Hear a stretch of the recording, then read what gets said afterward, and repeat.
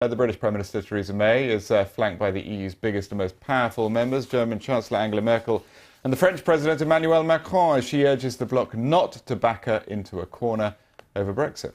Staying with Brexit, tweets from Goldman Sachs boss Lord Blankfein are making news on the Independence website. Mr Blankfein hinted that his bank may enjoy a happy future presence in Frankfurt.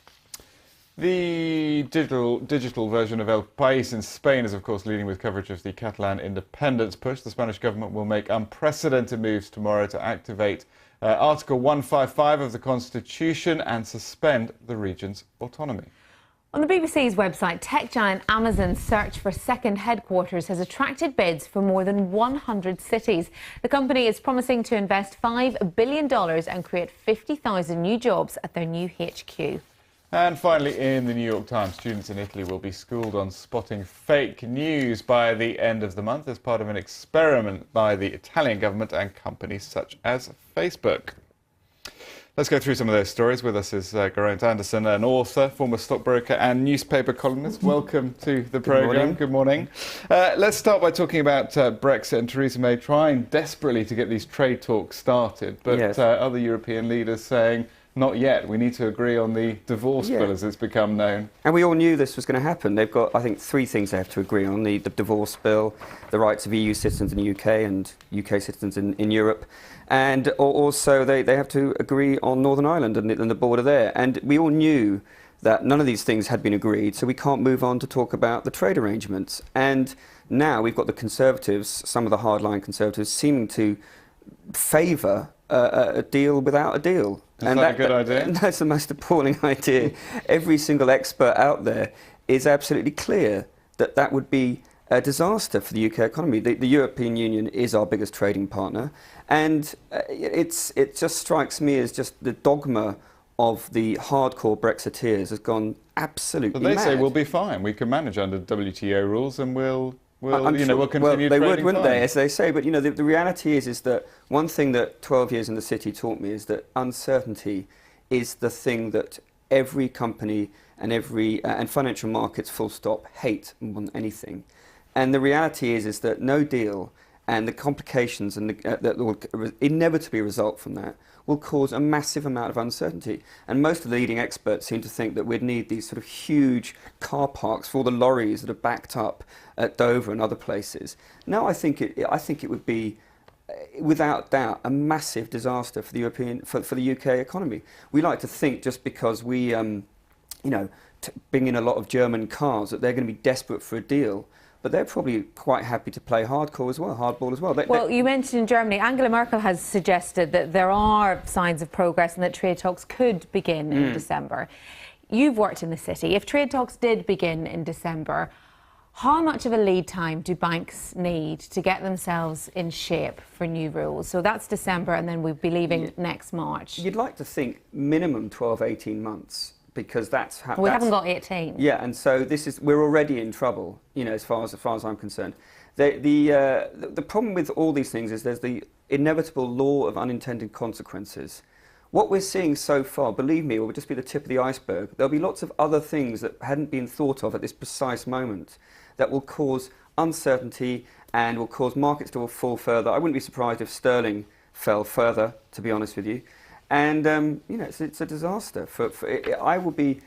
I never cease to be amazed at the confidence of these sort of Brexiteers who seem to be living in a world where the little England sort of dictates what's going on. No, the 27 countries of the European Union dictate to a large extent what's going on. And I think personally we are headed for some really serious choppy waters in the economy. Well, on a similar, same story, different angle. So Lloyd Blankfein, the boss of Goldman Sachs, he tweeted yesterday, just left Frankfurt, great meetings, great weather, really enjoyed it, good because I'll be spending a lot more time there, #Brexit. Yeah. Now, is that... And he doesn't tweet very often. No. So apparently he joined 20 tweets. He joined in 2011, right. Yeah. But he's only started tweeting in June. That's about 3 a year, I think. Well, no, he only started tweeting in June of this year. Oh, right, okay. But he picks his topics. Yeah.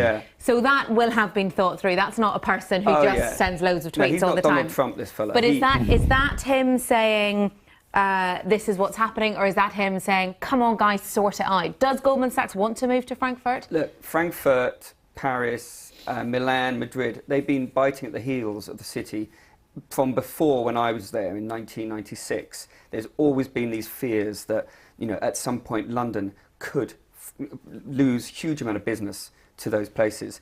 However, there's been this arrogance as well, that because we've got the infrastructure, because we've got the history, because we've got culture, and that London's a great place to work, that no one would actually ever leave. But that's just nonsense. At the end of the day, the economy and financial market matters will dictate where people go.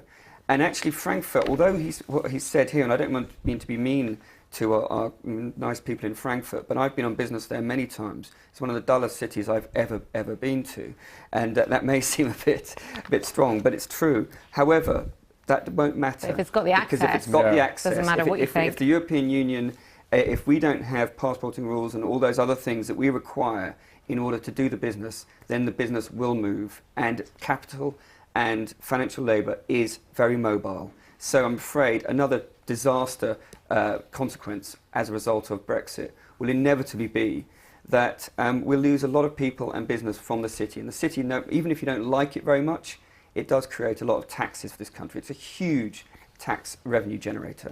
It's interesting you talk about unintended consequences, because that may be what some are feeling in Catalonia, that there's been this sort of similar brinkmanship between the two sides, with the Catalan government saying, we want to leave, we're going to leave, Madrid government saying you can't, it's unconstitutional. And in fact, the financial consequences there too. A couple of weeks ago, La Caixa, one of Spain's biggest banks, based in Barcelona, said, if it happens, we're going to have to move our headquarters out. Yeah. And that's clearly going to rattle people. Absolutely. I mean, it's interesting what's going on there, and I imagine the Spanish government can't allow this to happen. And in fact, they'll be also backed up by the European Union, because there's lots of countries which have got small sections of them that want to get independent. So you kind of feel that the dice is somewhat loaded against Catalonia actually succeeding in doing this. But again, uncertainty is hated by the markets. Again, this has created more uncertainty, and it's causing problems for the economy. It's about 18%,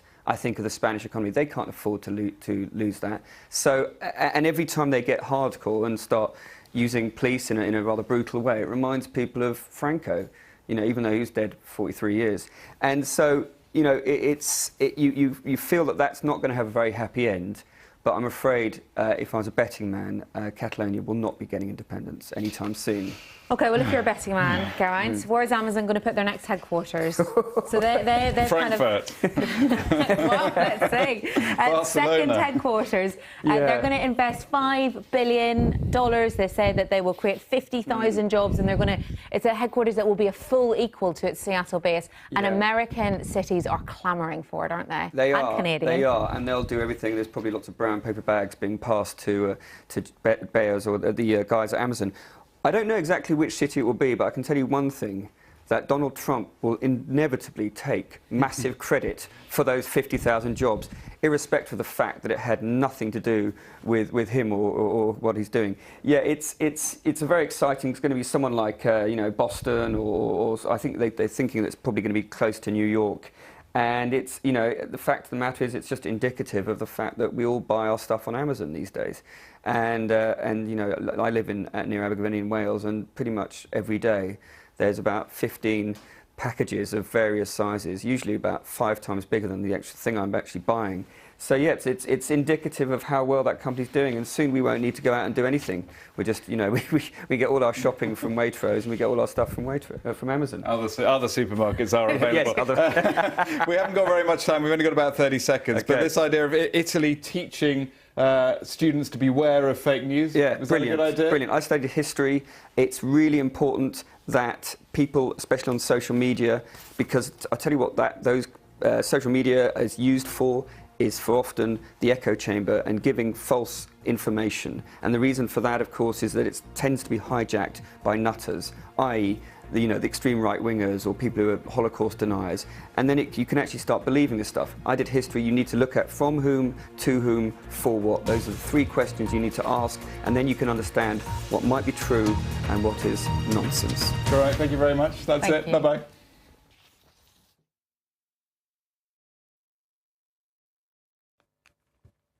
Hello there. It's pretty grey for many on Thursday with some wet weather as well, with some heavy showers and longer spells of rain lasting through the evening and into the nighttime period.